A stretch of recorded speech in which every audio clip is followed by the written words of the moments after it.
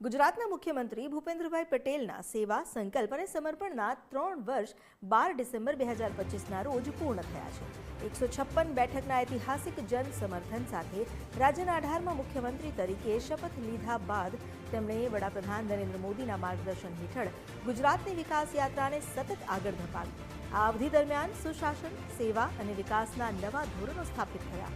3 વર્ષમાં લોક કેન્દ્રિત નીતિઓએ રાજ્યને અનેક ક્ષેત્રોમાં અગ્રેસર બનાવ્યું। તેમના નેતૃત્વમાં ગુજરાતે G20 બેઠક અને 10મી વાઇબ્રન્ટ ગુજરાત ગ્લોબલ સમિટનું સફળ આયોજન કર્યું।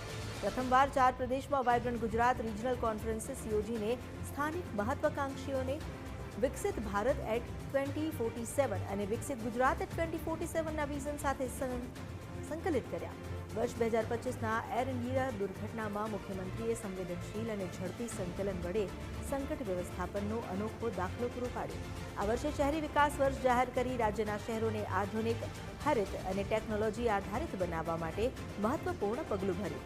રમતગમત ક્ષેત્રે પણ ગુજરાતે વૈશ્વિક ગૌરવ મેળવ્યું। આધુનિક સ્પોર્ટ્સ ઇન્ફ્રાસ્ટ્રક્ચર તથા સહાયક નીતિઓના કારણે કોમનવેલ્થ ગેમ્સ 2030ની યજમાની કરવાનું ગૌરવ પ્રાપ્ત થયું। સેમિકન્ડક્ટર, રિન્યુએબલ એનર્જી, ઉદ્યોગ, કૃષિ, શિક્ષણ, આરોગ્ય અને ડિજિટલ ગવર્નન્સ જેવા ક્ષેત્રમાં ગુજરાતે નવી ઊંચાઈ હાંસલ કરી। રાજ્ય આજે સેમિકન્ડક્ટર અને રિન્યુએબલ એનર્જી હબ બનવાની દિશામાં ઝડપથી આગળ વધી રહ્યું છે।